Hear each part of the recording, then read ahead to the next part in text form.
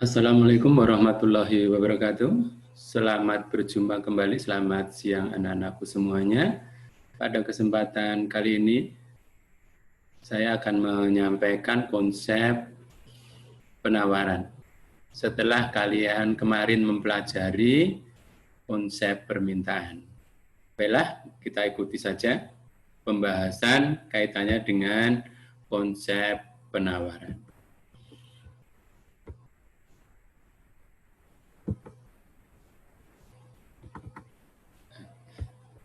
Anak-anakku semuanya, sekarang kita akan membahas kaitannya dengan konsep penawaran.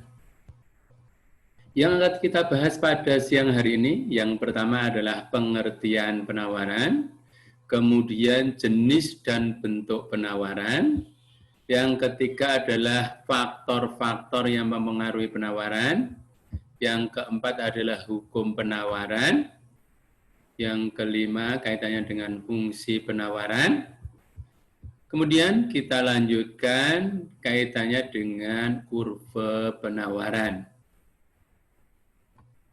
Untuk jelasnya, kita akan membahas satu persatu. Yang pertama adalah pengertian penawaran. Nah, sekarang kita bahas pengertian penawaran.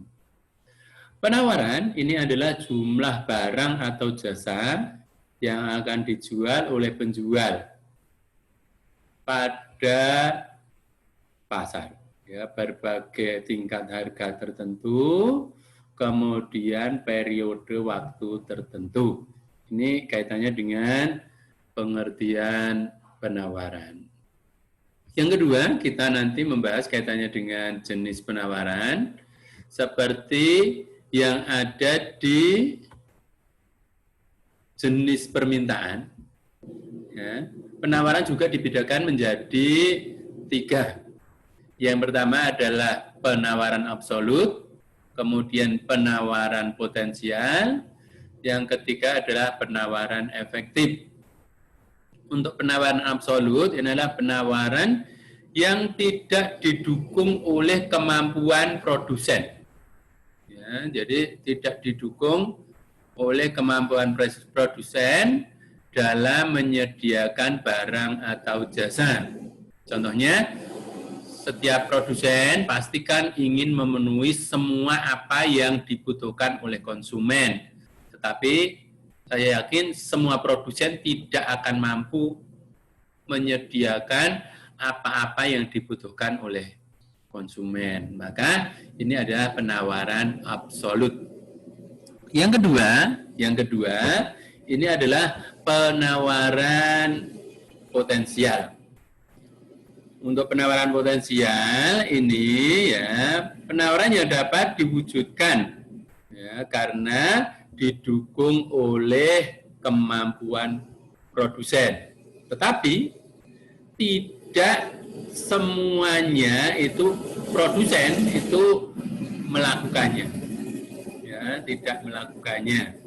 Contoh, ini ada produsen yang memiliki kemampuan finansial untuk memproduksi, tetapi dia tidak mau memproduksinya. Kemudian yang ketiga, ini ada penawaran efektif. Ya, penawaran efektif ini adalah penawaran terhadap barang atau jasa. Ya, terhadap barang atau jasa yang semuanya mampu diproduksi oleh produsen. Ya, produsen mampu memproduksinya, kemudian ditawarkan kepada konsumen. Ini kaitannya dengan penawaran efektif. Kemudian kita bahas bentuk-bentuk penawaran. Ya. Yang pertama adalah penawaran individu, yaitu penawaran yang dilakukan oleh individu-individu atau produsen. Ya, dilakukan oleh produsen terhadap barang atau jasa.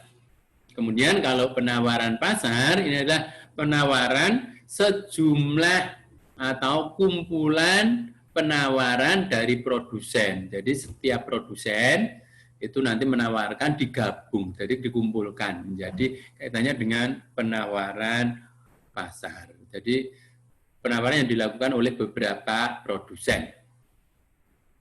Kemudian kita lanjutkan kaitannya dengan faktor-faktor yang mempengaruhi penawaran. Yang pertama adalah biaya produksi, ya. Biaya produksi ini dibedakan menjadi 3, ya. Biaya tenaga kerja, kemudian biaya bahan baku, kemudian biaya overhead pabrik. Kemudian yang kedua, faktor-faktor yang mempengaruhi penawaran, ya, ini ada keuntungan yang diharapkan.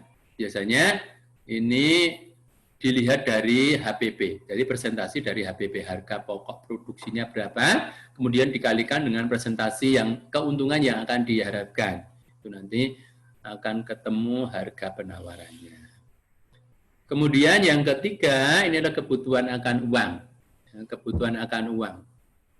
Biasanya kalau produsen butuh uang, otomatis kan nanti barang yang ditawarkan harganya mungkin berkurang atau lebih rendah, ya, lebih rendah dibanding kalau misalkan tidak butuh uang, ya, makanya harganya mungkin akan dibuat rendah, misalkan semacam itu, ya.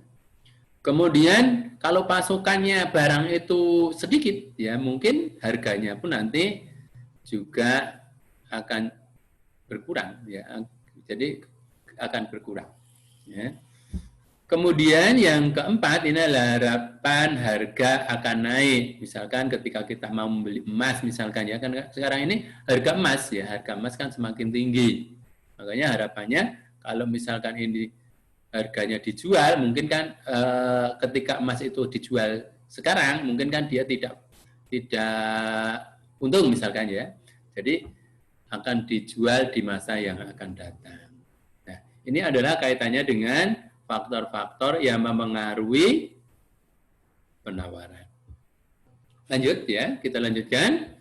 Hukum penawaran, ya. Kalau hukum permintaan kemarin itu semakin tinggi harga yang ditawarkan oleh produsen, permintaan barang kan semakin menurun. Ini kebalikannya. Kalau semakin tinggi harga suatu barang atau jasa, ya, maka semakin banyak barang yang ditawarkan.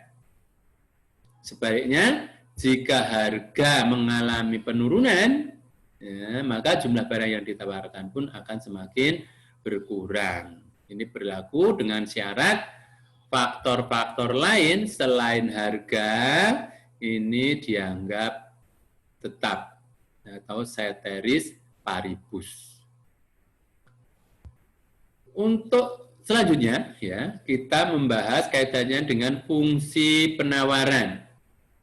Untuk fungsi penawaran, ini rumusnya sama, ya, seperti rumus mencari fungsi permintaan, ya. P min P1 per P2 min P1 sama dengan Q min Q1, Q2 min Q1. Ya, ini rumusnya. Rumus untuk mencari fungsi penawaran. Di mana P1 ini adalah harga mula-mula atau harga sebelum naik atau sebelum turun. Kemudian P2 ini tingkat harga setelah mengalami kenaikan atau setelah mengalami penurunan. Ya. Q1 ini jumlah penawaran, jumlah barang yang ditawarkan awal atau mula-mula. Kemudian Q2 ini jumlah barang yang ditawarkan setelah naik atau turun harganya. Nah, fungsinya nanti berbeda, kebalikan. Kalau kemarin, ya, QD sama dengan, ya, A min BP, kalau ini QS sama dengan A, ya, min BP. Ya, ini rumusnya, rumus kaitannya dengan fungsi penawaran. Contohnya tabel berikut ini, ya. Tabel berikut ini kita lihat harga barang 1000. Nah, ketika harga barang 1000, ini jumlah penawaran ini tidak ada. Jadi orang tidak mau menjual barang tersebut dengan harga 1000. Kemudian kalau harganya 2000, jumlah penawarannya adalah 3000 unit. Kemudian ketika harga barang mengalami kenaikan menjadi 3.000, jumlah barang yang ditawarkan 5.000 unit. Kemudian apabila harga barangnya 4.000, ya 4.000 rupiah, jumlah barang yang ditawarkan adalah 7.000. Nah, ini contohnya. Kemudian yang terakhir, kalau misalkan harga barang 6.000, ya jumlah barang yang ditawarkan adalah 9.000 unit. Itu kemudian kita buat kurvanya. Jadi nanti ketika harga barang 1.000, barang yang ditawarkan itu 0. Nah, 0. Ketika kita tawarkan 1.000 rupiah. Kalau harga yang ditawarkan kaitannya dengan ini harganya 2.000, ya harga yang 2.000, jumlah barang yang ditawarkan adalah 3.000, ya, dan seterusnya. Kemudian ketika harga barang naik menjadi 6.000, jumlah barang yang ditawarkan adalah sebesar ini 9.000 unit. Nah, jadi kurvanya, kesimpulannya, kurva untuk penawaran ini adalah bergerak dari kiri bawah ke kanan atas. Berbeda kalau dengan apa? Permintaan. Kalau permintaan bergerak dari kiri atas ke kanan bawah. Saya kira itu dulu, ya, penjelasan Bapak kaitannya dengan konsep penawaran. Terima kasih. Saya akhiru kalam. Wassalamualaikum warahmatullahi wabarakatuh.